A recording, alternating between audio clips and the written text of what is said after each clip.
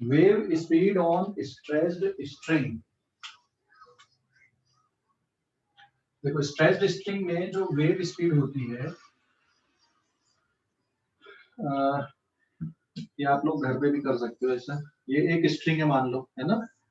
अभी ये मेरे पास बहुत छोटी सी इसलिए बराबर नहीं बन रही, बट अगर बहुत लंबी स्ट्रिंग है तो आप आसानी से देख सकते हो। ठीक है, समझ गए। एक लंबी सी रस्सी ले लो और एक एंड पे एक फ्रेंड खड़ा हो जाए, दूसरे एंड पे दूसरा फ्रेंड खड़ा हो जाए, और एक इस तरह से अगर इसमें कंटिन्यूअसली अगर जर्क देता है तो क्या बनती बेटा, उसमें वेव बनती है ऐसी। हेलो, समझ गए कि नहीं? नहीं सर। स्ट्रिंग में वेव कैसे बनाते हैं? स्ट्रिंग में वेव, एक कोई दूर पे खड़ा हो जाए और इधर से जर्क दे तो स्ट्रिंग में वेव बनती कि नहीं बनती? बनती है। हाँ, बस हम उसी की बात कर रहे हैं। तो वेव की स्पीड कितनी होती है ना, उस पे हम लोग आ रहे हैं कि वेव की स्पीड कितनी होती है स्ट्रिंग में। तो उसके पहले कुछ स्ट्रिंग से रिलेटेड कुछ टर्म हम लोग देख ले रहे हैं यहाँ पे। सबसे पहले हम देख लें linear mass density. Linear mass density, उसके बाद हम वेव स्पीड पे आएंगे। It is denoted by mu. ठीक है, linear mass density equals to either dm upon dl, या फिर अगर यूनिफॉर्म स्ट्रिंग है तो mass per unit length. Linear mass density, ठीक है, ये मान लो एक स्ट्रिंग है और मैं इसकी लेंथ सपोज l के बराबर है, और इसका जो area of cross section A is equal to pi r square. It is area of cross section, ये इसका एरिया ऑफ क्रॉस सेक्शन है। ठीक है ना। एंड सपोज इस पूरी रोप का जो मास है ना m, मैं यहाँ पे लिख दूं कि मास का रोप सपोज 2 kg है, और लेंथ कुछ ले लेता हूं मैं यहाँ पे। रोप का मास सपोज 2 kg, और इसकी लेंथ सपोज मैंने कितना ले लिया यहाँ पे, it is 5 metre. 5 metre length है। तो अगर हमें इतनी लेंथ का मास निकालना तो क्या करते हैं? ये वाली लेंथ का अगर मास निकालना है 0.4 मीटर का, कितने का मास कितना आएगा m डैश, कैसे निकालोगे? Unitary method. हाँ, एक तो यूनिटरी मेथड हो गई, और एक और तरीका पढ़े थे अपन ने न्यूटन लॉ ऑफ मोशन में, याद है? एक तो यूनिटरी मेथड ये हो गई इसमें कि भाई 5 मीटर का मास कितना है 2 kg, 1 मीटर का मास कितना हो जाएगा 2 अपॉन 5 kg, तो 0.4 मीटर का मास हो जाएगा कितना 0.4 इंटू 2 अपॉन 5 kg, बराबर है। ये हो गई आपकी यूनिटरी मेथड। अरे समझ गए कि नहीं? समझ गए? समझ गए बेटा, ये हो गई आपकी यूनिटरी मेथड। यहाँ पे this is the unitary method. 5 metre का मास 2 kg, 1 मीटर का 2 by 5 kg, 0.4 का आ जाएगा 0.4 इंटू 2 by 5 kg। तो अब हम यहाँ पे ये देखते हैं, इस पे ये जो टर्म है ना 2 by 5, ये लीनियर मास डेंसिटी, तो मैं म्यू डिनोट करता हूँ mass upon length.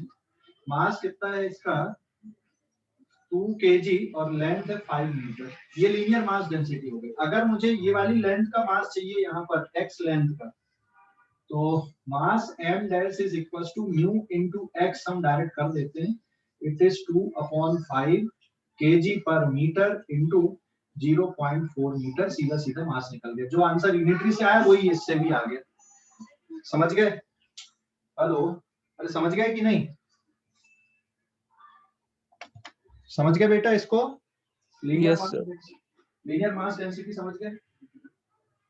Linear mass density समझ गए ना? तो एक तो यूनिटरी मेथड से आपने x लेंथ का मास निकाल लिया, और एक ये वाली मेथड से। और अगर dx लेंथ का मास निकालना है कि भाई dx लेंथ का मास कितना है, तो कैसे निकालोगे? इतनी जगह का मास आएगा dm, और dm is equal to mu into क्या लिख सकते हो आप, dx लिख सकते हो। ठीक है, x लेंथ का मास चाहिए तो म्यू इनटू x, और dx लेंथ का मास चाहिए तो म्यू इनटू dx हो जाएगा। What is mu here? Linear mass density. ठीक है, क्लियर हो गया बेटा? कोई डाउट? हेलो, कोई डाउट इस पे? अरे कोई डाउट है क्या? No, sir. हाँ, स्क्रीनशॉट लो। अब लीनियर मास डेंसिटी और डेंसिटी में क्या रिलेशनशिप है वो देखते हैं अपन। स्क्रीनशॉट ले लो इस पेज का। ले लिया? स्क्रीनशॉट ले लिया ना? Yes, sir.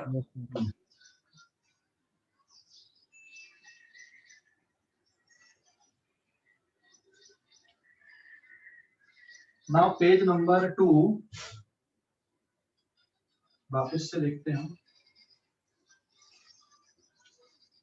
ये जैसे रोप है आपकी,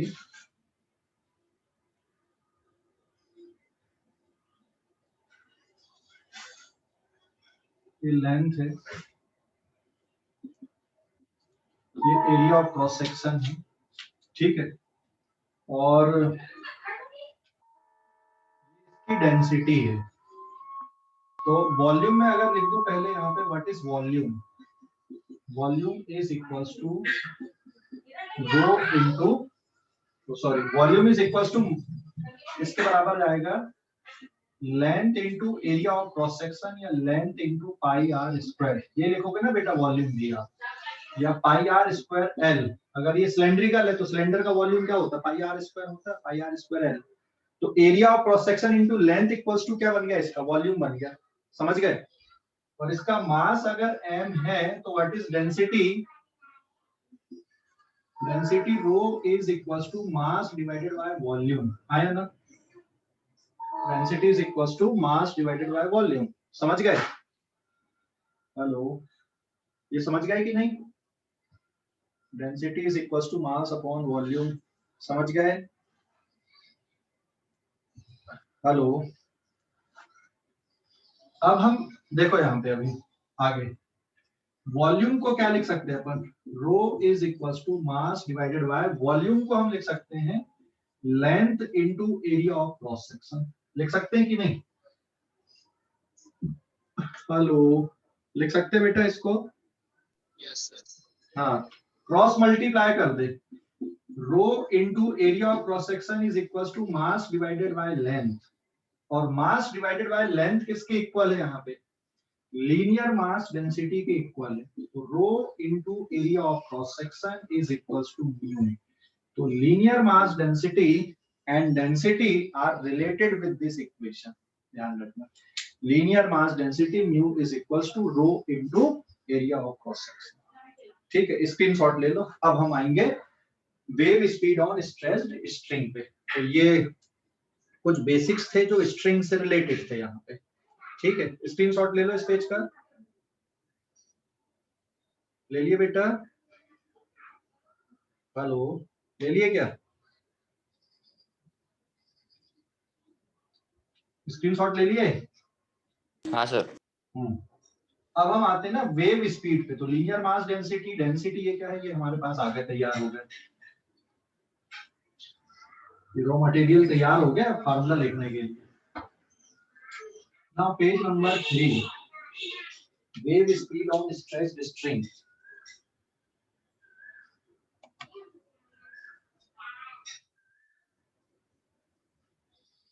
देखो wave speed on stressed string में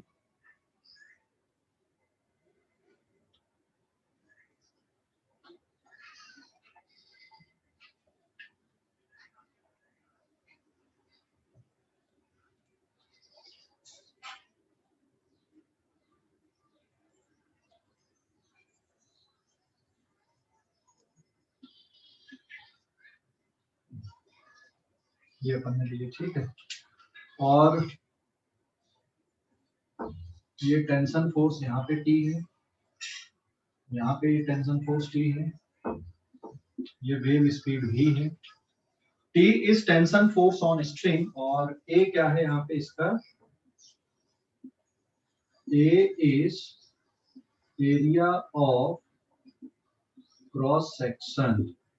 ठीक है, that is equals to pi r square. A is there area of cross section, B is there speed, T is tension force. तो टी यहाँ पर क्या है, T is tension force on string. ये हो गया एरिया ऑफ क्रॉस सेक्शन, और एक और टर्म हो गया यहाँ पे mu is linear mass density, rho is density of string, linear mass density of string here, and rho is density of string. A is their area of cross section, mu और rho एक दूसरे से related है, A into rho आप लिख सकते हो या rho into A लिख सकते हो, एक ही बात है, and it is tension force on string. तो जो फार्मूला बनता है यहाँ पे, एक तो फार्मूला में ना दो तरह से अप्रोच से डिराइव कर देते हैं फार्मूला, एक तो डायमेंशनल मेथड से, बट मैं डायमेंशनल मेथड की जगह सीधी सीधे मेथड बताऊंगा आपको, एक है ना। तो जो स्पीड का फार्मूला होता है, wave speed on string will be given bye, formula है ये जो वेव स्पीड है, this is wave speed on string, v is equals to under root t divided by mu, या फिर under root t divided by rho into area of cross section, और अगर circular cross section है तो पाई r square आप इसको लिख सकते हैं। So it is under root t divided by rho into pi r square. ये आ गया बेटा यहाँ पे वेव स्पीड का formula, this is the wave speed on stretched string. समझ गए? हेलो, समझ गए कि नहीं? सर फॉर्मूला आएगा बताना। ये फार्मूला अभी डिराइव करके बताता हूँ, अभी इतना ध्यान रखना कि ये वेव स्पीड का फार्मूला, अभी मैं डेरिवेशन बता रहा हूँ। हाँ सर, यहाँ पे टेंशन कैसे जनरेट हुआ? टेंशन किसी तरह से करेंगे, अभी बताएंगे ना कैसे करेंगे। टेंशन फोर्स हमने क्रिएट किए, किसी ने खींच के रखा होगा या कोई लोड लटकाए होंगे हमने, ठीक है, हमने किसी तरह से टेंशन क्रिएट किए, टाइट कर दिए इधर से या लोड लटका दिए, कुछ भी किए, अभी मैंने बस यहाँ लिखा हूँ, ठीक है, समझ गए? हाँ सर। इधर का बनाए नहीं ना मैंने कि क्या किया हमने, इस साइड भी नहीं बनाया, क्या किया हमने, टेंशन क्रिएट की स्ट्रिंग में, तो एक पल्स बनी, पल्स की स्पीड ये हो गई, वेव की भी स्पीड यही होगी, ठीक है, समझ गए? हेलो, ये पल्स आपको दिख रही है, लेकिन अगर आप वेव देखोगे तो वेव कुछ इस तरह से देखेंगे जो कंटिन्यूअसली रहेंगी ऐसी। ये अगर स्ट्रिंग है तो स्ट्रिंग में जो वेव है ना, ये जैसे स्ट्रिंग है, स्ट्रेच्ड स्ट्रिंग में वेव ऐसी चलेगी आपकी कंटिन्यूअसली, ठीक है। करके देखना, एक लंबी सी रस्सी ले लेना 10-15 मीटर की, एक एंड पे बांध देना, 20 मीटर की रस्सी लेना, एक दूसरे एंड पे बांध देना और इधर से जर्क देना कंटिन्यूअसली, फिर देखना वेव बनती है, इस तरह से वेव क्रिएट होती है इसमें। समझ गए? हेलो, अरे समझ गए कि नहीं? Yes sir. और जो नायलॉन की रस्सी होती है ना पतली वाली, उसको बांध देना, 10-20 मीटर की रहेगी, और उसको जर्क देना कंटिन्यूअसली, फिर देखना उसमें वेव बनती है। फिर मैंने वो भी बताया था तुमको, जिम में वो रस्से से कुछ वो करते हैं, देखना उसमें वेव बनती कंटिन्यूअसली, है ना। ओके, तो कौन कौन से पैरामीटर पे वेव स्पीड डिपेंड कर रही है? स्ट्रिंग पे टेंशन फोर्स पे, लीनियर मास डेंसिटी पे, या फिर टेंशन फोर्स पे स्ट्रिंग की डेंसिटी और एरिया ऑफ क्रॉस सेक्शन पे, या फिर टेंशन फोर्स डेंसिटी और स्ट्रिंग की रेडियस पे, अगर सर्कुलर क्रॉस सेक्शन है तो। ये पैरामीटर्स हो गए, इन पे वेव स्पीड डिपेंड करती है। अब ये फार्मूला क्यों आया उसका डेरिवेशन में बता देता हूँ फटाक से। स्क्रीनशॉट लो इस पेज का, स्क्रीनशॉट ले लो, ले लिए? स्क्रीनशॉट ले लिए क्या? Hello, yes sir. अब फार्मूला कैसे डिराइव हुआ? अगर कहीं पे वेव बन रही है तो हम उसमें एक छोटे सा पार्ट कंसीडर कर लेंगे स्ट्रिंग का। तो फार्मूला डेरिवेशन देखो ऐसा है, पेज नंबर 4। फार्मूला डेरिवेशन ये है कि मान लो ये कोई वेव बन रही है ऐसी, बराबर है। इस वेव में हम यहाँ पे एक छोटे से पोर्शन को कंसीडर कर लेते हैं, और इसका मैं बड़ा व्यू यहाँ पे लेता हूँ, ये ऐसे, समझ गए? यहाँ कहीं पे सेंटर रहेगा और ये है इसकी रेडियस, और जो टेंशन फोर्स क्रिएट होगा दोनों तरफ से,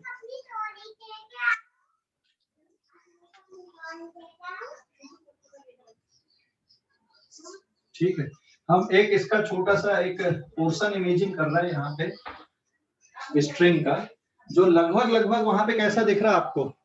सर्कुलर क्रॉस सेक्शन दिख रहा है जिसका, या सर्कुलर आर्क आपको दिख रही है, और ये सर्कुलर आर्क में जो पार्टिकल हैं स्ट्रिंग के वो कैसे दिखेंगे आपको, ये लगभग आपको एक सर्कुलर आर्क दिख रही है, ये ऐसी, और ये इसकी क्या है यहाँ पे रेडियस है, ये एंगल मान लो थीटा बना, और जो टेंशन फोर्स आएगी वो इस तरह से यहाँ पे टेंशन फोर्स आएगी स्ट्रिंग पे।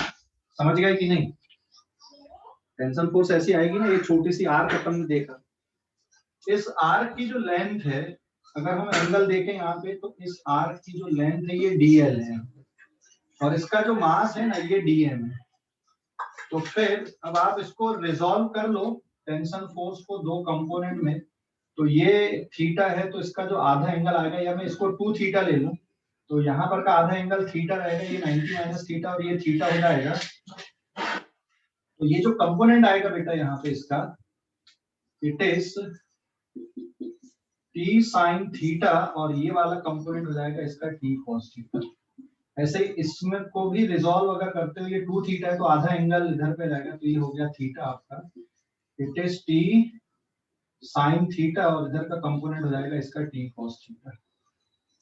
तो जो नेट फोर्स लग रहा है स्ट्रिंग पे, ये टुवर्ड्स द सेंटर लगेगा, ये बहुत छोटा है dl, हमने डायग्राम में थोड़ा बड़ा सा बना दिया यहाँ पे, ठीक है, बट ये है बहुत छोटा, इनफाइनाइट स्मॉल है, मतलब आप अगर इमेजिन कर रहे हो ना तो ये छोटी सी आर्क है ऐसी,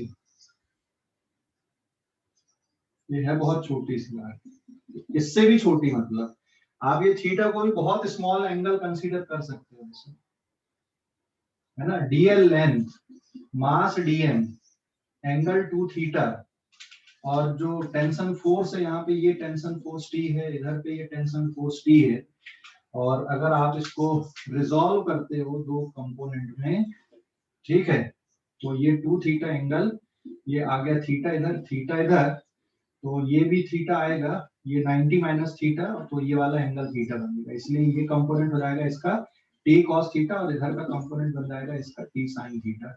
ऐसे यहाँ पे भी इसको रिजॉल्व करोगे तो ये वाला एंगल थीटा और ये थीटा रहेगा, इस t cos थीटा, और ये नीचे रहेगा यहाँ पे t sin थीटा। समझ गए? और सर्कुलर आर्क की रेडियस किसकी इक्वल है यहाँ पे, this is equal to r। ये समझ गए बेटा? कोई डाउट अभी इस पे? हेलो, अरे समझ गए कि नहीं? कोई डाउट है तो बोलो। ये छोटा सा आर्क, जो सर्कुलर आर्क दिख रही है, इसको हमने इमेजिन किया है, समझ गए? हेलो, अरे समझ गए कि नहीं? Yes, sir. हाँ, तो इसमें देखो ये जो t cos थीटा वाले हैं ना, ये कैंसिल हो जाएंगे, कौन से बचेंगे आपके? ये बिल्कुल t cos थीटा वाले जो कंपोनेंट हैं ये कैंसिल आउट।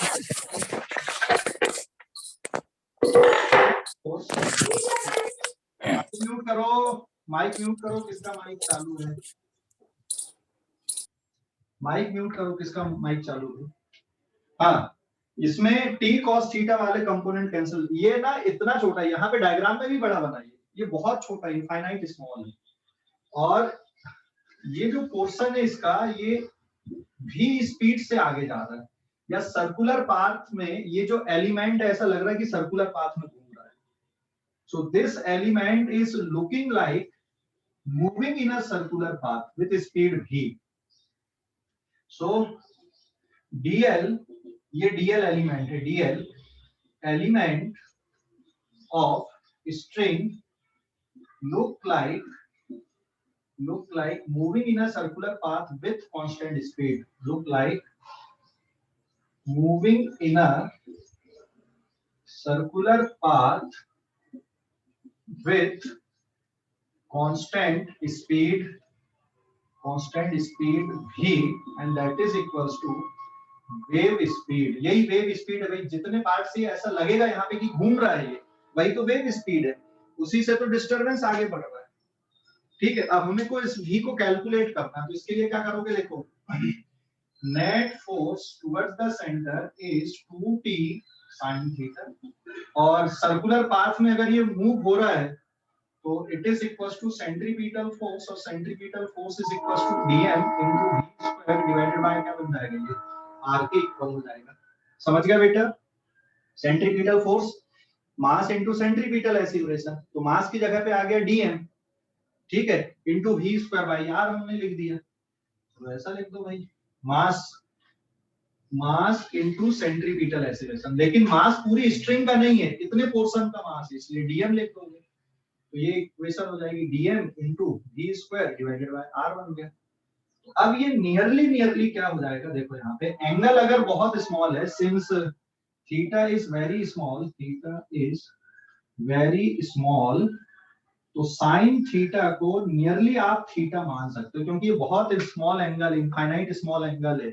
डीएल खुद कितना छोटा होता है, डीएल खुद कितना छोटा होता है, इनफाइनाइट स्मॉल होता है कि नहीं डीएल, ये जो डीएल है ये कितना छोटा होता है, ये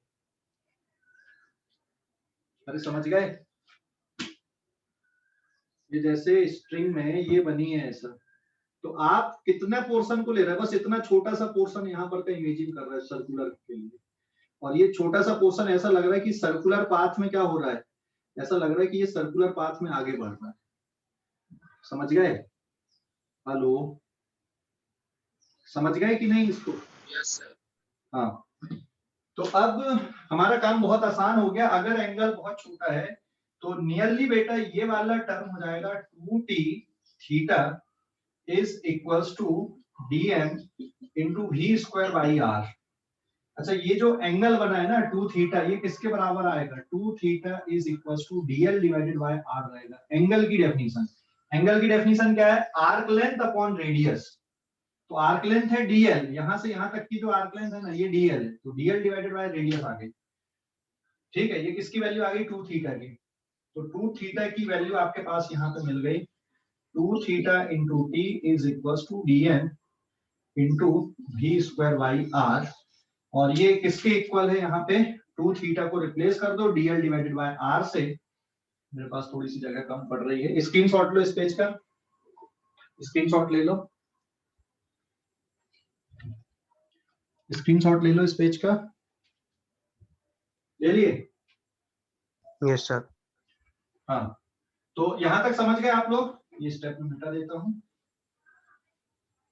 फिर से लिख देता हूं, देखो एंगल 2 थीटा किसके इक्वल आएगा, 2 theta is equals to arc length upon radius, तो आर्क लेंथ किसके बराबर है dl, रेडियस किसके बराबर है l, and since 2t sin theta is equals to dm into ac, मतलब dm into v square by r, and it is nearly हो जाएगा 2t theta is equals to dm into v square by r, आप इसको ऐसा लिखो, it is 2 theta into t, it is dm into v square by r, ठीक है, 2 theta किसके बराबर हो जाएगा बेटा, यहाँ पे 2 theta that is equals to dl by r into t nearly dm into v square by r, ठीक है।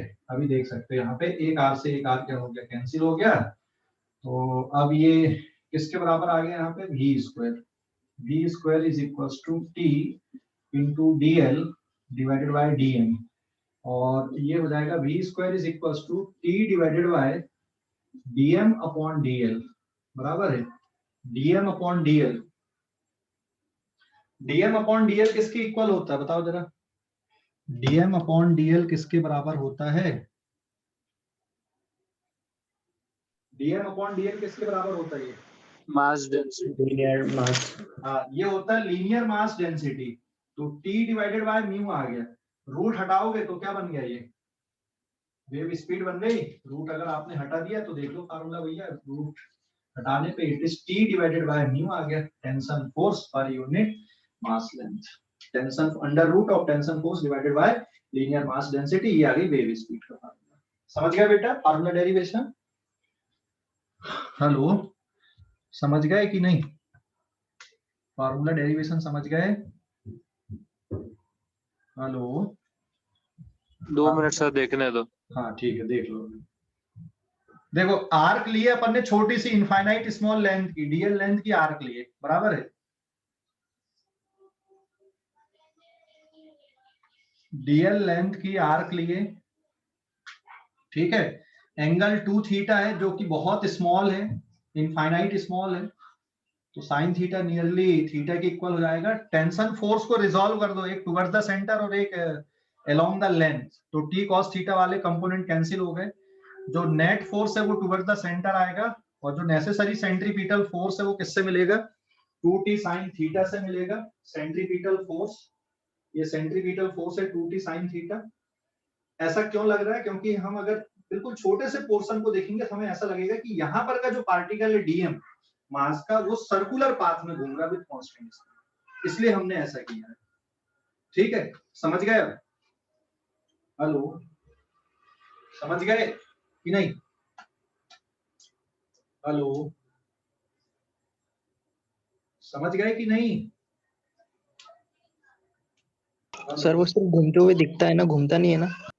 नहीं, वो घूमता थोड़ी, सर्कुलर पाथ में थोड़ी घूमता बेटा। यहाँ पर लगेगा, यहाँ पर ऐसा लगेगा कि ये सर्कुलर पाथ में घूम रहा है। आप यहाँ पर बिल्कुल पास से देखोगे, ऐसा लगेगा कि ये जो रस्सी का जो ये वाला पार्ट है ना, ये ऐसा लग रहा है कि सर्कुलर पाथ में घूम रहा है। ठीक है, सर्कुलर पाथ में एग्जैक्टली थोड़ी घूमते है, ऐसा लगेगा हमको। समझ गए? हाँ, क्लियर हो गया कि नहीं? कोई डाउट अभी इस पे? सर वो कंडीशन और बार बताना। कौन सा वाला? सर वो कंपैरिजन वाली कंडीशन स्टार्टिंग की, ये वाला?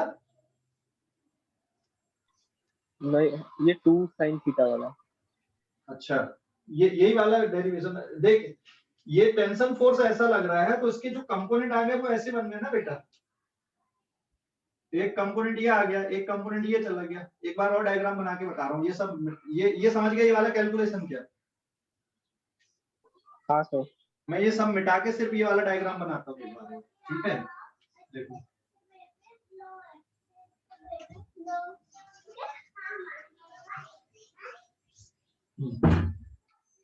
ठीक है, देखो अभी मैं ये सब मिटा देता हूँ। ये वाला समझ गए ना? एक बार देख लो, कैलकुलेशन बस देख लो, मैं तो ये दोबारा फिर से बता देता हूँ आपको। ये कैलकुलेशन देख लो यहाँ पे, ये वाला, ये समझ गए? सर एसी का क्या है बताना। कौन सा बेटा? Sir AC. हाँ, वो भी बता रहा हूँ। मैंने क्या लिखा था इसके पहले, एक स्टेटमेंट कि ये जो छोटा सा डीएल या डीएम मास आपने इमेजिन किया, ये कैसा लग रहा है आपको? कैसा घूमता हुआ लग रहा है? बिल्कुल पास से देखोगे तो ऐसा लगेगा कि ये सर्कुलर पाथ में घूमते हुए लगेगा आपको। ठीक है? Hello, yes sir. ठीक है, मैं अभी इसको मिटाता हूँ। मैं ये भी बता, ये वाला कैलकुलेशन एक बार देख लो अभी आप। यहाँ पे कुछ इमेजिनेशन में कुछ गड़बड़ होगी तो मैं दोबारा बताता हूँ। मिटा दूं इसको? Yes sir.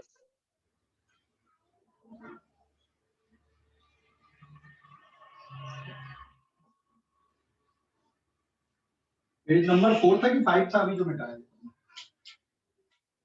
4। हाँ, ये 5 देख अभी।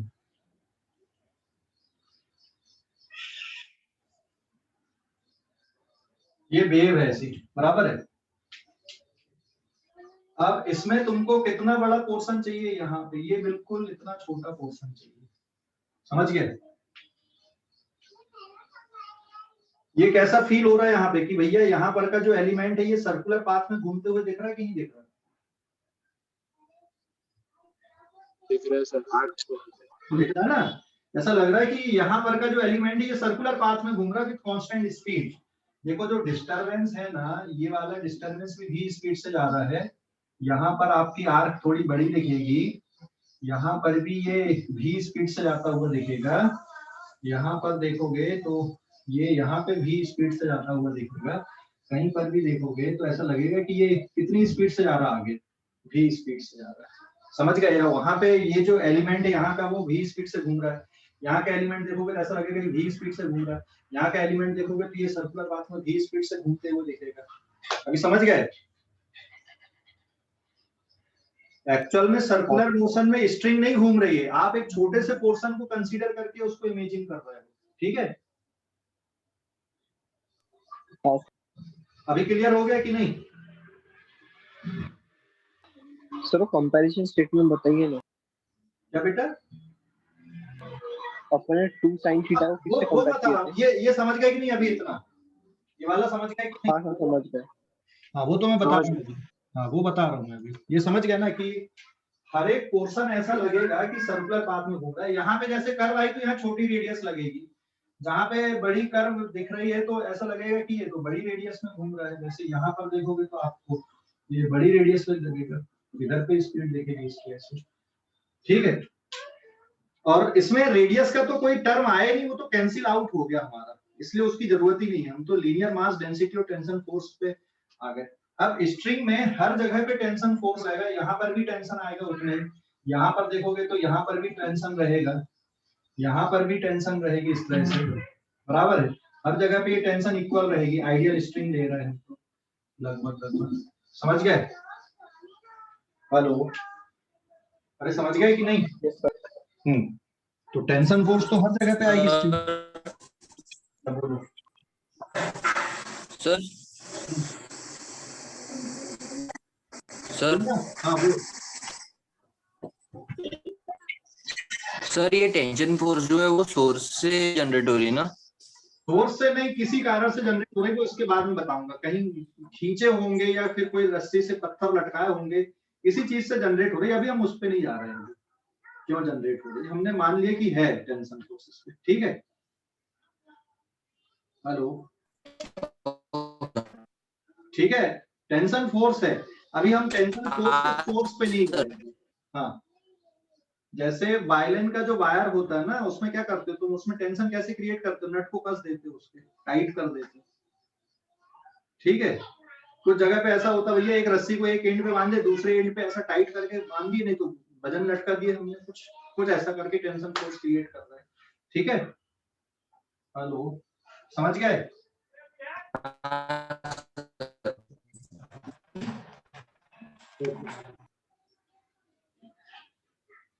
तो अब हम इसी पे आ रहे हैं, यहाँ पे पेज नंबर 6, इसका स्क्रीनशॉट नहीं लिए थे तुम लोगों ने, कोई बात नहीं। देखो हम इसमें स्ट्रिंग में एक छोटा सा पोर्शन हम इमेजिन करते हैं, जैसे ये हमने इमेजिन किया, ये क्या हो गई, यहाँ पे टेंशन फोर्स आ गई, और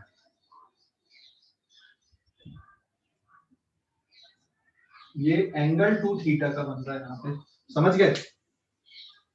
हेलो, अब ये क्या, मैं डायग्राम बड़ा बनाता ना तो तुमको फिर वो इमेजिनेशन में गड़बड़ होती है, इसलिए मुझे छोटा डायग्राम ही लेना पड़ेगा। लेकिन ये ऐसा नहीं, ये रेडियस हो गई इसकी, और ये एंगल 2 थीटा हो गया। तो अभी ध्यान देना,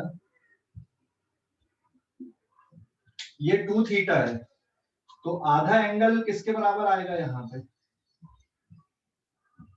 आधा एंगल किसके बराबर रहेगा?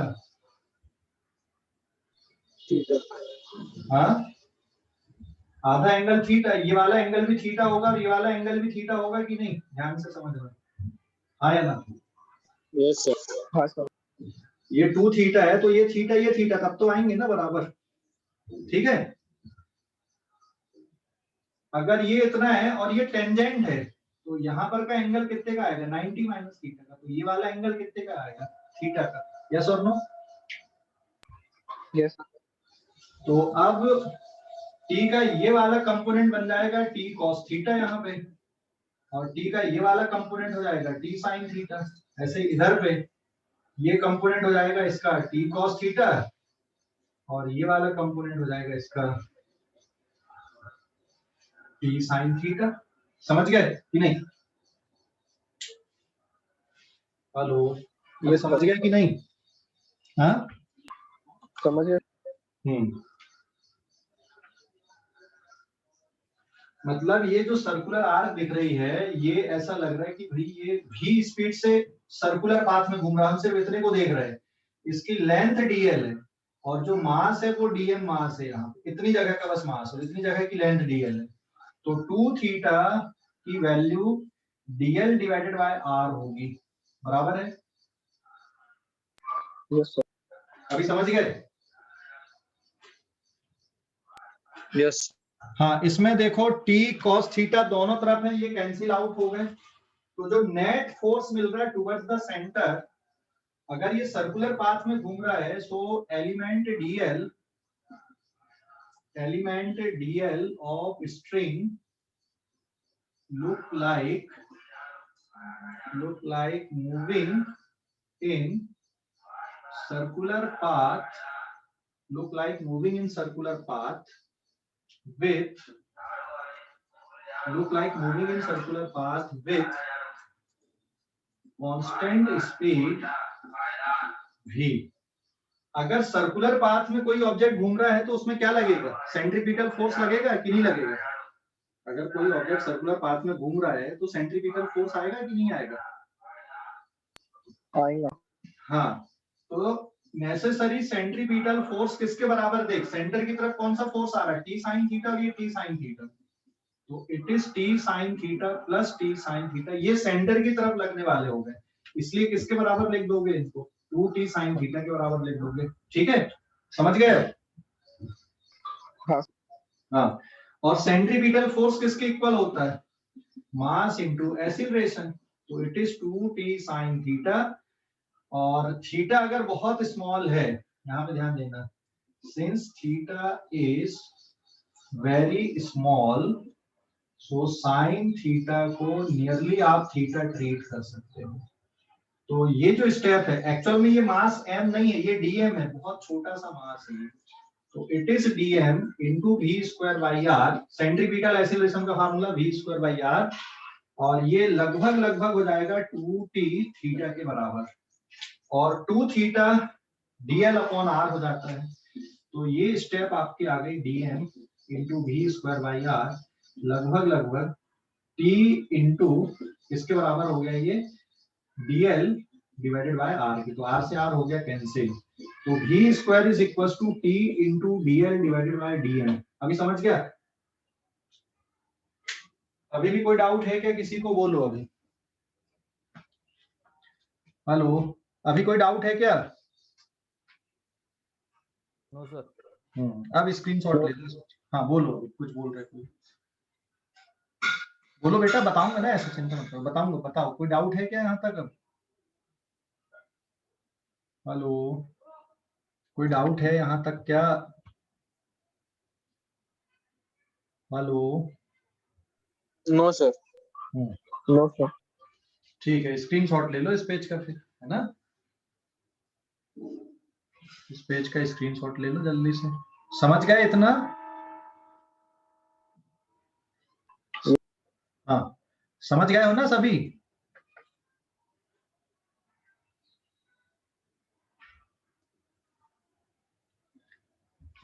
स्क्रीनशॉट लो इस पेज का, आगे बढ़ेंगे फिर अपन। स्क्रीनशॉट ले लो, ले लिए? Yes sir. अरे बोला करो यार, फटाफट जवाब दिया करो तुम लोग, एक आध दो जवाब दे दिए करो, है ना, ऐसे बैठ नहीं बैठो। सर यहाँ पे अपन ग्रेविटी को नेग्लेक्ट करते क्या? हाँ ग्रेविटी, अच्छा mg की बात कर रहा है क्या तू? हाँ। देख ये इसका मास कितना है, ये dm का मतलब कितना होता है? छोटा, हाँ बहुत छोटा। बहुत छोटा, infinite small mass, infinite small मतलब कितना छोटा है?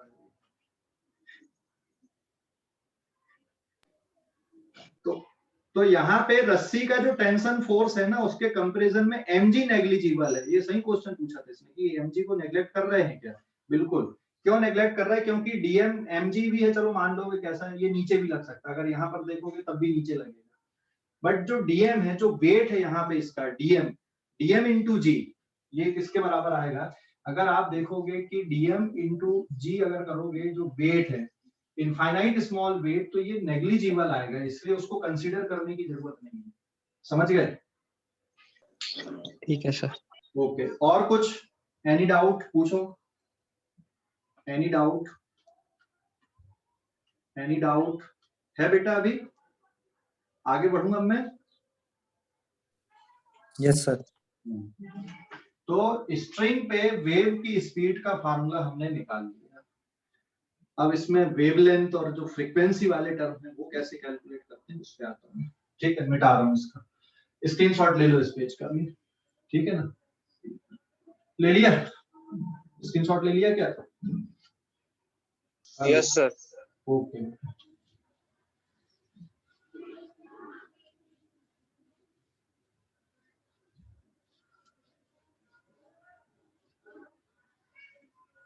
Now this is page number 7.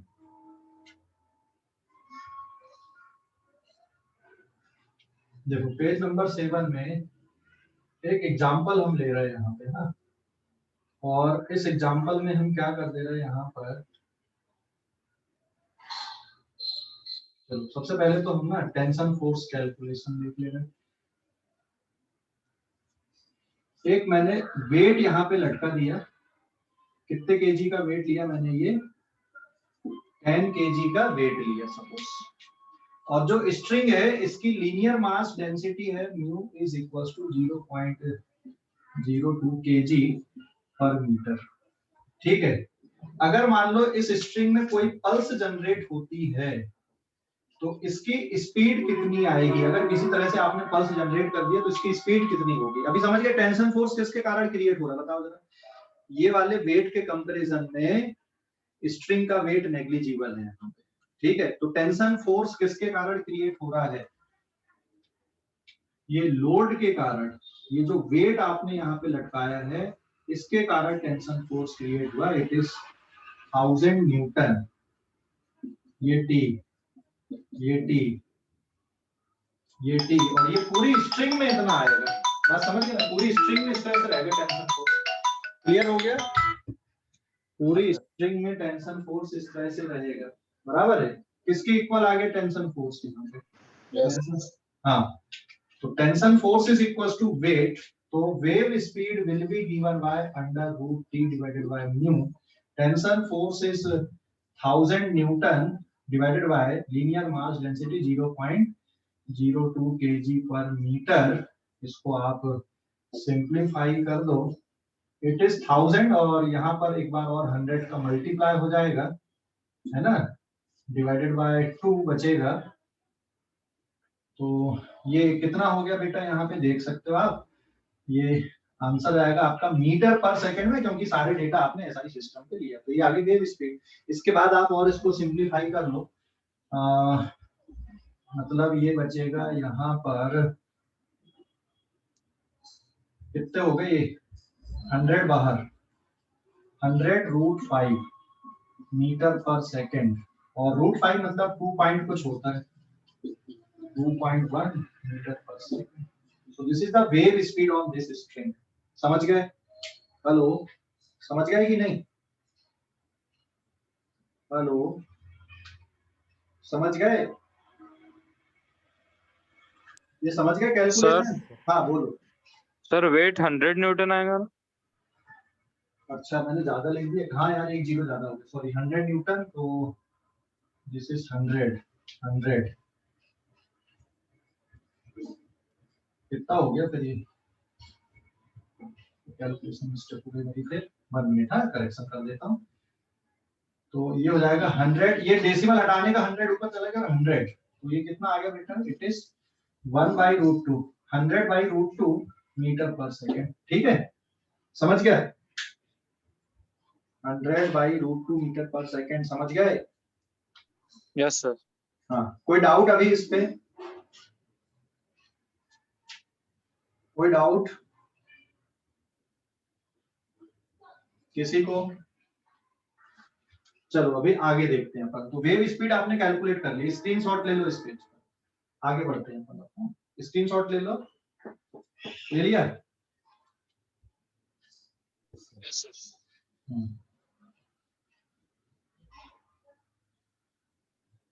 Now this is page number 8।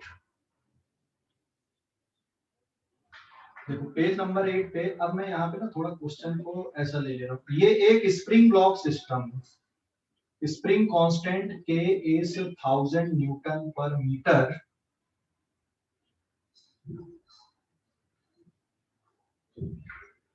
ये 1000 न्यूटन पर मीटर है। एक ब्लॉक हमने यहाँ पे अटैच किया, इस ब्लॉक का मास मैंने कितना ले लिया यहाँ पे, 10 केजी ले लिया। ठीक है, और इसके साथ में एक ये स्ट्रिंग अटैच कर दी हमने, और इसके कारण ध्यान देना, इस स्ट्रिंग पे ना वेव जनरेट हो रही है। ये ऐसी वेव जनरेट हो रही है। ठीक है, और ये जो एंड है यहाँ पे स्ट्रिंग का, ये लोड हमने यहाँ पे लगा दिया एक ऐसा। हमें क्या फाइंड आउट करना है इसमें वेवलेंथ, ये इसकी लेंथ बहुत ज्यादा है, मैंने यहाँ पे थोड़ा छोटा लिया हुआ है, बट इसकी लेंथ बेटा यहाँ पे बहुत ज्यादा है ना। ये डायग्राम या तो मैं थोड़ा और सिंप्लीफाई कर दूं आपको, देखिए ये लेंथ बहुत ज्यादा है स्ट्रिंग की, मतलब अल्टीमेटली ये स्प्रिंग लॉक सिस्टम हो गया। और यहाँ पे आपने एक स्ट्रिंग लिए हो और इस पे ये इस तरह से वेव बन रही है इसमें, यहाँ पे आपने एक लोड लगाया हुआ है और इस लोड का मास है यहाँ पर इट इज 2 kg और जो linear mass density it is 0.02 kg per metre. बात समझ गए, 0.02 kg पर मीटर और लोड यहाँ पे आपने इतना लगाया। आपको क्या फाइंड आउट करना है इसमें, वेवलेंथ फाइंड आउट करना है कि वेवलेंथ कितनी होगी। क्वेश्चन समझ गए कि नहीं, क्या हो रहा है। यहाँ पे एक ऑसिलेटर लगा हुआ है, एक स्ट्रिंग है और स्ट्रिंग की जो लीनियर मास डेंसिटी है ये दी हुई है और 2 kg का आपने लोड यहाँ पे लगा दिया है, ठीक है। या फिर चलो मैं 8 kg का कर देता हूँ, कोई फर्क नहीं पड़ेगा। हाँ अभी बताओ, अभी कैलकुलेशन कैसे करेंगे, अब आगे क्या क्या निकालना पड़ेगा। वेवलेंथ पूछा है, क्या क्या निकालना पड़ेगा। हाँ वेव वेलोसिटी। अच्छा, फार्मूला क्या है कनेक्ट करने का, वेवलेंथ निकालने के लिए हमारे पास formula v equals to lambda into F बराबर है, बराबर है कि नहीं। तो सबसे पहले तो वेव वेलोसिटी निकालनी पड़ेगी, ये इस स्पीड से यहाँ पे वेव आगे जा रही है, तो वेव वेलोसिटी का फार्मूला आ जाएगा under root t upon mu. What is the tension force, देख यहाँ पे आ जाएगा ये 80 न्यूटन वेट, 80 न्यूटन समझ गया, इट इज 8 g और टेंशन फोर्स ये क्रिएट हो गया यहाँ पे। टी की वैल्यू कितनी आ गई यहाँ पे, t is equals to newton divided by linear mass density 0.02 kg per metre. तो सॉल्व करने पे आ जाएगा it is 80 into 100 whole divided by 2 बराबर है। अरे समझ गया कि नहीं, हेलो समझ गया बेटा। हाँ मैं ना थोड़ा डेटा और ऐसा कर देता हूँ ना कि जिससे कैलकुलेशन हमारे थोड़े और आसान दिखें, मैं इसको 0.02 kg पर मीटर कर देता हूँ। तो it is 0.02 kg per metre लेने से यहाँ पे हो जाएगा 1000 और ये सिंप्लीफाई करने पे कितना आ गया यहाँ पे, it is under root 40 into 1000। देखो कितने जीरो हो गए, 4 जीरो, तो मतलब 2 इंटू 100, तो आंसर इज 200 मीटर पर second is the wave speed. समझ गया बेटा, वेव स्पीड आपने निकाल ली है, 200 मीटर पर second is the wave speed. अब क्या करोगे, हाँ अभी क्या करोगे, अभी वेव स्पीड निकाल ली आपने, अब क्या बचा मेजर करने का, फ्रीक्वेंसी। वो कैसे निकलेगी, फ्रीक्वेंसी कैसे पता चलेगी, फ्रीक्वेंसी के बाय एम, क्या, रूट के बाय एम। हाँ रूट के बाई एम, बिल्कुल सही, root K by M the frequency, root K by M is the frequency बराबर है ना। तो वेव की जो फ्रीक्वेंसी होगी that is the frequency of oscillator, frequency of wave ऐसा लिख दूं मैं यहाँ पे, frequency of wave is equals to frequency of oscillator बराबर है, और frequency of oscillator under root K by M, मतलब ये वाला मास चाहिए, वो उधर का नहीं चाहिए, and it is 1000 divided by 10, cancel होके कितना बच रहा है, 10 रेडियन पर सेकंड आ गई। तो since omega is equals to 2 पाई एफ होता है, frequency is omega divided by 2 पाई 10 अपॉन 2 पाई हर्ट्ज, ये आ गई फ्रीक्वेंसी। अब वेवलेंथ निकल जाएगी, अब वेवलेंथ निकल जाएगी कि नहीं, हेलो ये फार्मूला लिखा हुआ है आपके पास में, yes sir. So wavelength is equals to wave speed divided by frequency. Wave speed कितनी है, 200 मीटर पर सेकेंड, फ्रीक्वेंसी कितनी है 10/2 पाई, एक जीरो से एक जीरो गया, आंसर विल बी 40 पाई मीटर, क्योंकि ये हर्ट्ज में है और हर्ट्ज और पर सेकंड कट जाता है, तो वेवलेंथ विल बी 40 पाई मीटर। ये आ गई वेवलेंथ। समझ गए?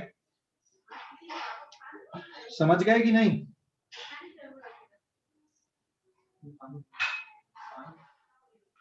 ठीक है, समझ गए इतना? कोई डाउट है? सर वो हर्ट्ज के साथ सेकंड कैसे कैंसिल हुआ? बेटा हर्ट्ज का मतलब क्या होता है? पर सेकंड होता है ना। हर्ट्ज का मतलब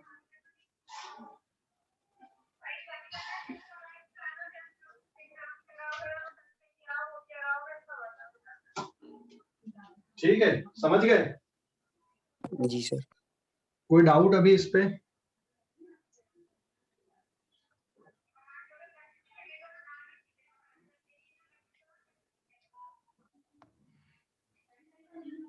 समझ गए का? हेलो, समझ गए बच्चों? Yes sir. डाउट? कोई डाउट इस पे? अभी देखो मैं यहाँ पे ना एक पैरामीटर बदल देता हूँ। वेव स्पीड सिर्फ और सिर्फ मीडियम पे डिपेंड करती है ना। वेव स्पीड मीडियम, स्ट्रिंग मतलब मीडियम पे, और दूसरा उसका जो बाकी पैरामीटर है टेंशन फोर्स कितना और मीडियम क्या है, ये दो फैक्टर पे वेव स्पीड की डिपेंडेंसी आ गई। फ्रीक्वेंसी किस पे डिपेंड कर रही है? ऑसिलेटर पे। फ्रीक्वेंसी ऑसिलेटर पे डिपेंड कर रही है। ये किस पे डिपेंड कर रही है? वेव स्पीड, स्ट्रिंग और उस पे टेंशन फोर्स कितना, मतलब मीडियम की प्रॉपर्टी पे आ गए। वेवलेंथ किस पे डिपेंड कर रहा है बताओ जरा? वेवलेंथ, वेवलेंथ ये दोनों पे, ये सिर्फ मीडियम पे डिपेंड करती वेव स्पीड। ये फ्रीक्वेंसी किस पे डिपेंड करती है? सोर्स पे, जिससे वो वेव जनरेट हो रही है। और वेवलेंथ डिपेंड करती वेव स्पीड कितनी मीडियम पे, फ्रीक्वेंसी कितनी। ठीक है, ध्यान रखना। क्लियर हो गया? तो तुमने 10th क्लास में एक टर्म पढ़ा था कि जब वेव एक मीडियम से दूसरे मीडियम में जाती है तो क्या नहीं बदलता? वेव जब एक फ्रीक्वेंसी फ्रीक्वेंसी नहीं बदलती। क्यों नहीं बदलती बेटा? क्योंकि सोर्स नहीं बदलेगा ना। वेव जाएगी ना, यहाँ पे ये वाली स्ट्रिंग पे, फिर दूसरी स्ट्रिंग पे चली गई, फिर तीसरी स्ट्रिंग पे चली गई, क्या फर्क पड़ता है? ठीक है, एक स्ट्रिंग से दूसरी स्ट्रिंग, दूसरे से तीसरे पे जाएगी तो वेव स्पीड बदलेगी और उसके करस्पॉन्डिंग वेवलेंथ बदलेगी। फ्रीक्वेंसी तो कांस्टेंट करना है। क्यों? क्योंकि ये सोर्स पे डिपेंड करती है फ्रीक्वेंसी। फ्रीक्वेंसी किस पे डिपेंड नहीं करती? मीडियम की प्रॉपर्टी से कोई लेना देना नहीं उसका। सोर्स की जो फ्रीक्वेंसी रहेगी वही वेव की फ्रीक्वेंसी आएगी, जो ऑसिलेटर की फ्रीक्वेंसी रहेगी वही वेव की फ्रीक्वेंसी आएगी। समझ गए? हेलो, अरे समझ गए? क्लियर हो गया?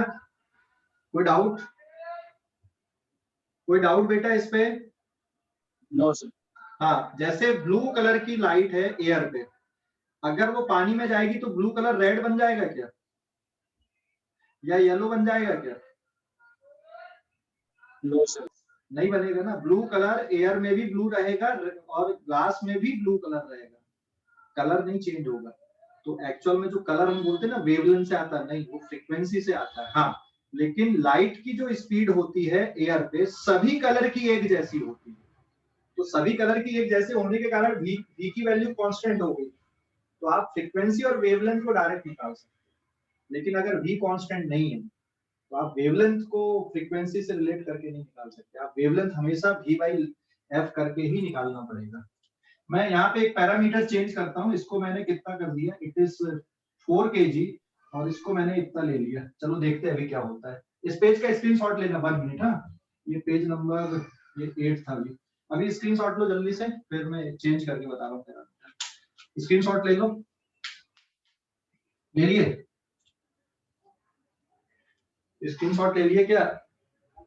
सर।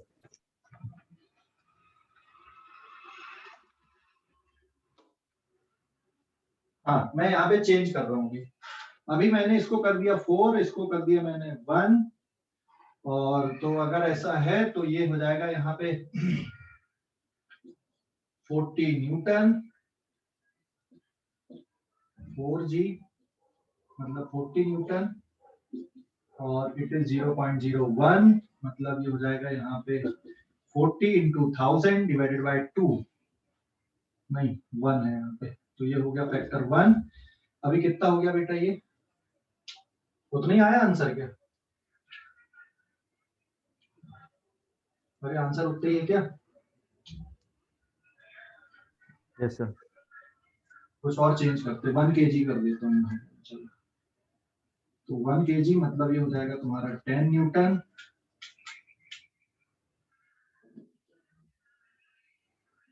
ये 10 न्यूटन, तो ये ओवरऑल कितना आ गया अब यहाँ पे बताओ जरा। 100। 100 मीटर पर सेकंड वेव स्पीड आ गई। ठीक है, अब फ्रीक्वेंसी में तो कोई फर्क नहीं पड़ेगा, फ्रीक्वेंसी का कैलकुलेशन यही रहेगा। तो यहाँ पे ये आंसर हो गया आपका 100 डिवाइडेड बाय 10, तो ये कितना बच रहा है यहाँ पे? इट इज 20 पाई मीटर वेवलेंथ। समझ गए? वेवलेंथ कितनी आई यहाँ पे? 20 पाई मीटर वेवलेंथ आ गई। इट इज 100 मीटर पर second, answer is 20 pi. Hertz किसके बराबर होता है? इट इज 1/सेकंड इज इक्वल टू हर्ट्ज होता है, इसलिए कट गया। तो 20 पाई वेवलेंथ। देखो मीडियम बदल दिए आपने, मीडियम बदले ना आपने, लीनियर मास डेंसिटी बदले, टेंशन फोर्स बदले, वेव स्पीड बदल गई। फ्रीक्वेंसी वही थी इसलिए वेवलेंथ भी बदल गई यहाँ पे। ठीक है, फ्रीक्वेंसी नहीं बदली ना, सोर्स नहीं बदले। तो समझ गए? कोई डाउट अभी? हेलो, कोई डाउट है क्या? सर पक्का? किसी को कोई डाउट इस पे? स्क्रीनशॉट ले लो इस पेज का, स्क्रीनशॉट ले लो जल्दी से। सर हाँ बोलो बेटा। सर जैसे व्हाइट लाइट जो होती है वो बाकी सारे कलर का कॉम्बिनेशन होती है, तो अगर अपन को बाकी सारे कलर की स्पीड पता है तो अपन व्हाइट लाइट की स्पीड पता कर सकते हैं। व्हाइट लाइट सबका कॉम्बिनेशन होता है, व्हाइट लाइट की स्पीड भी वही होती है सभी कलर की। एक्चुअल में एयर पे सभी कलर एक ही स्पीड से चलते हैं, see that is speed of light. हाँ, लेकिन ग्लास में सब कलर एक ही स्पीड से नहीं चलते। ठीक है, अलग अलग स्पीड हो जाती है, इसलिए वेवलेंथ भी बदल जाती है उनकी। वैक्यूम में या एयर में सभी कलर एक सी स्पीड से चलते हैं। वैक्यूम या एयर पे जितनी भी इलेक्ट्रोमैग्नेटिक रेडिएशन है, gamma ray, X ray, ultraviolet, infrared, visible रे, माइक्रोवेव, रेडियो वेव, ये सब एक ही स्पीड से चलती है। ठीक है ऋषभ? ठीक है सर। ओके, ये समझ गया बेटा? स्क्रीनशॉट ले लो इस पेज का। आगे बढ़ेंगे अपन, अब साउंड, स्पीड ऑफ साउंड पढ़ लेते थोड़ा सा बेसिक, पर हो पाएगा कि नहीं, आज 7-8 मिनट बचा है। स्पीड ऑफ, स्क्रीनशॉट ले लो, ले लिए? सर हाँ बोलो। Yes sir. सर यहाँ पे जो फ्रीक्वेंसी ऑफ ऑसिलेटर है वही ओमेगा है ना? क्या क्या? सर जो फ्रीक्वेंसी ऑफ ऑसिलेटर है और नीचे में ओमेगा वो दोनों सेम है ना? ये वाली? Yes sir. हाँ सेम है। ये फ्रीक्वेंसी ऑफ ऑसिलेटर या फ्रीक्वेंसी ऑफ वेव एक ही बात है यहाँ पे भाई। ऑसिलेटर जिस फ्रीक्वेंसी से ऑसिलेट होगा उसी फ्रीक्वेंसी से वेव जनरेट होगी। ठीक है, ओके सर। उसी फ्रीक्वेंसी। हाँ बोलो। सर अगर फ्रीक्वेंसी में जो 8 kg वाला मास है उसको डाले तो वो फ्रीक्वेंसी का की बनेगी? नहीं, अगर यहाँ 8 kg कर दोगे तो फ्रीक्वेंसी 8 kg के हिसाब से बनेगी ना। हमने यहाँ पर के लिए अलग मास लिया ना, यहाँ पे मास बदलोगे तो फ्रीक्वेंसी बदलेगी। ठीक है, फ्रीक्वेंसी यहाँ की बदलेगी तो वेव स्पीड, अगर इसको वैसे ही रख रहा है तो वेव स्पीड यही रहेगी, वेवलेंथ फिर बदल जाएगी। तो वेवलेंथ क्या बीच में फंसा हुआ पार्ट है, ये सिर्फ मीडियम पे डिपेंड कर रहा है, ये सिर्फ सोर्स पे डिपेंड कर रहा है, और ये दोनों पे डिपेंड कर रहा है वेवलेंथ। समझ गए? समझ गए? Yes sir. हाँ, ये सिर्फ मीडियम पे डिपेंड कर रहा है, ये सिर्फ सोर्स पे डिपेंड कर रहा है, और ये दोनों पे डिपेंड कर रहा है। लेकिन ये मैकेनिकल वेव के लिए है।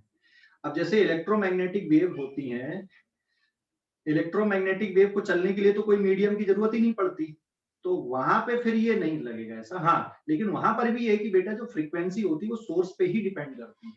वहां पर भी जो स्पीड होती है वो मीडियम पे डिपेंड करती है, लाइट की स्पीड।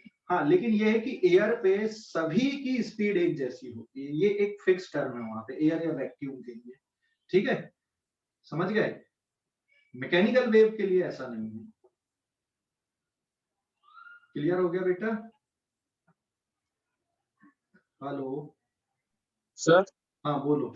सर वो आपने ऊपर में लिखा है frequency of wave equals to frequency of oscillator.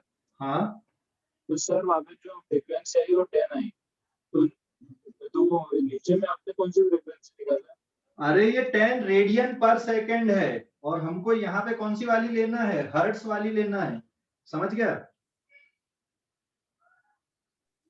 Yes sir. हाँ, यहाँ पे हर्ट्स वाली लेना है।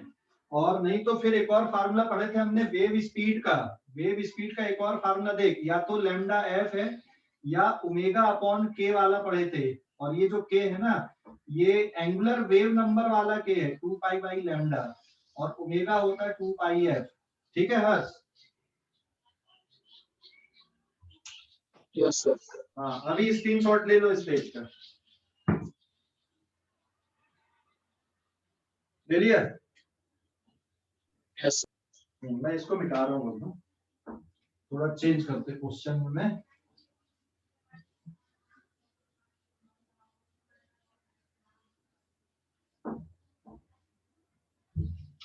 Page number 11। देख, इसमें एक और एग्जांपल ये ले रहे हैं हम, एक ऑसिलेटर ले रहे हैं।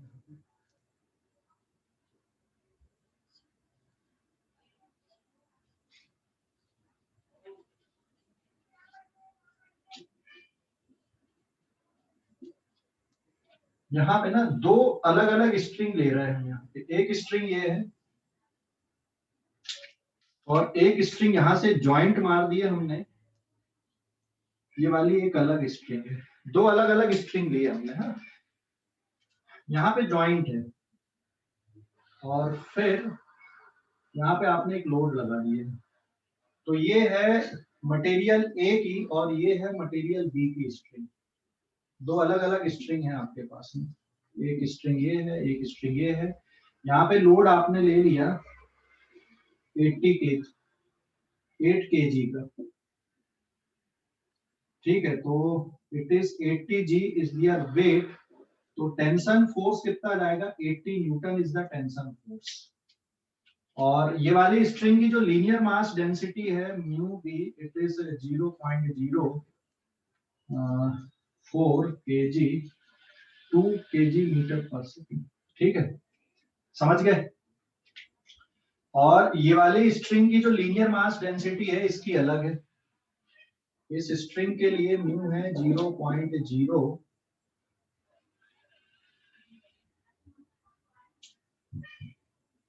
एक काम करते हैं, इसको 16 करता हूं मैं यहाँ पे।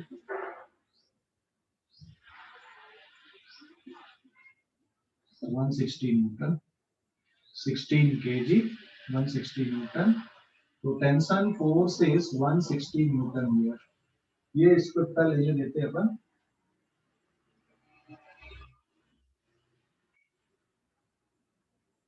और ये 0.01 kg पर मीटर। समझ गया बेटा? दो स्ट्रिंग है। अच्छा, दोनों स्ट्रिंग में टेंशन फोर्स कैसा रहेगा, सेम रहेगा कि अलग अलग आएगा? ये लोड के कंपैरिजन में स्ट्रिंग का मास नेग्लिजिबल है। टेंशन फोर्स, हाँ, टेंशन फोर्स दोनों स्ट्रिंग में सेम रहेगा, ध्यान रखना। तो जो टेंशन फोर्स क्रिएट हो रहा है T, इस पे भी T और इस पे भी T, ये सेम आएगा। तो पहली वाली पे wave speed on A T upon mu A, tension force कितना हो गया 160, 0.01। आंसर आ गया 160 इंटू 1000 डिवाइडेड बाय 1। ये हो जाएगा यहाँ पे 2 4 4 इंटू 100, मतलब आंसर हो गया 400 मीटर पर सेकेंड। और दूसरे वाले में देखो, wave speed on b, it is t divided by mu B, it is 160 divided by 0.04, 160 into कितना हो गया बेटा, ये 1000 डिवाइडेड बाय 4। तो ये 4 मतलब 4 4 जा 16, 2 बचेगा, 200 मीटर पर सेकेंड है ना? तो दोनों में स्पीड अलग अलग है। और फ्रीक्वेंसी किसके बराबर आएगी, omega is equal to √k upon m। ये हो जाएगा तुम्हारे पास 1000 divided by 10, frequency is 10 radian per second.